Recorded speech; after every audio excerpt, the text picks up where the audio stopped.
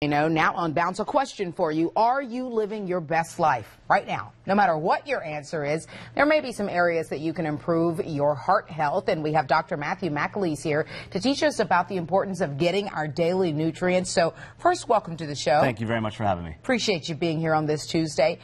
First, tell us a little bit about what you do. What's your specialty? So I'm a local chiropractor, and I work with normal people like you and I, but I started working with Olympic teams and professional athletes. So that's kind of how I started, really focusing on like what does the human body need to perform optimally, not just to survive, but to really thrive.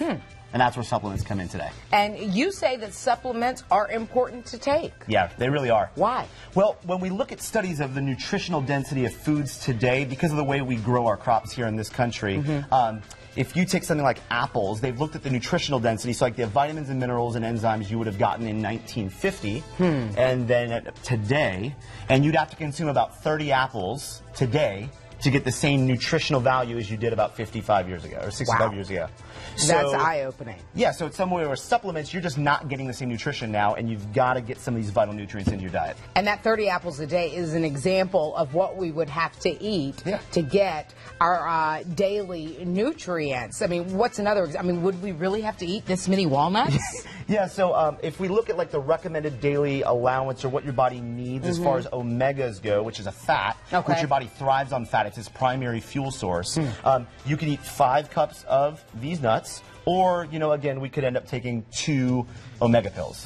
With the right kinds of fats. And so you have, this is the salmon. That's right. Which is the fish oil, right? Which would be the fish oil supplement, or is this still the omegas? Yep, so actually, no, we got the omegas from the nuts. You'll get some omegas from the fish as well, but this is actually the vitamin D, the sunshine vitamin, which you wouldn't think would come from fish.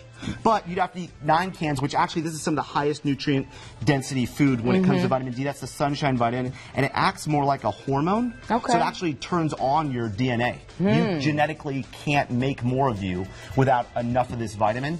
And about 45% of the population is chronically low. Like they do not have enough to manufacture, which is one of the reasons they don't heal properly. I love canned salmon, but I'm not going to eat 9 cans a day, so I think I'm just going to take a fish oil pill. Okay, over here we have the CoQ10. Right, so lastly, when it comes to heart health, you can think of CoQ10 as like the energy vitamin. It's what actually makes your heart produce more energy. And people with heart failure or heart problems, blood pressure issues, primarily, this is going to be one of the things that they are deficient in. So you could eat 6 heads of broccoli. That's a lot of broccoli. I think I've done that once or twice. Or you can take these little tiny CoQ10. Once or twice? Yeah, if you juice it, it's a lot easier. All right, okay. And broccoli can tend to gas you up, so you wouldn't want to do 6 if you're not heads. used to eating vegetables, you don't want to just saying, jump like these broccoli and cauliflower, I know you're looking at me, Delano, but they are. They can, just saying. Okay, so these are the 3 supplements that we really should be, taking. Yeah, when it comes to heart health, these are the 3 biggest ones to really start moving you in the right direction. What about a multivitamin? Because I take a multivitamin every day. Yeah, they're really important. Again, for the same reasons we talked about, the nutrients in our food just aren't there anymore. But I'm sure you saw there was a huge recall. Yeah, right. So major manufacturers have been recalled because what they showed was that if you actually pick up some vitamins in the store, what's in the bottle isn't actually what's on the label. And beyond that, they can be toxified with some heavy metals and things that are actually really poisonous. So how do you differentiate? Well, that's a good question. You really, honestly, you have to either find a company that's reputable or a doctor you trust that can tell you that they've done the research and they can tell you that this works. I mean, I take 1 a day. Do I need to rethink that? I don't think I can talk about that on the air. Man. And I had another question, because a lot of times both kids and adults want to take gummy vitamins versus the big horse pills.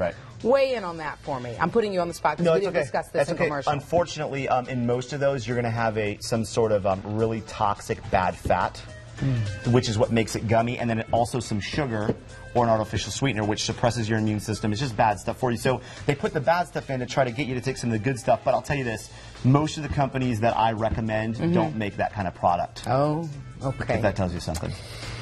Yeah. All right. Good talk. Thank you, Dr. McAlees. If you have more questions for Dr. McAlees, you can find him on Facebook. Facebook.com/AskDrMatthew. He also has a website, AskDrMatthew.com. And of course, if you're scrambling for a pen, you know we got you covered. WBTV.com, folks, and look under the Web Extra section on the home tab. Thank you, Dr. McAlees. This was eye-opening, and now I gotta go shopping for more vitamins. Yeah, I'm gonna say no. I love broccoli. Yeah, we good. Okay, Delano, back to you. All right, thanks a lot, guys. Great.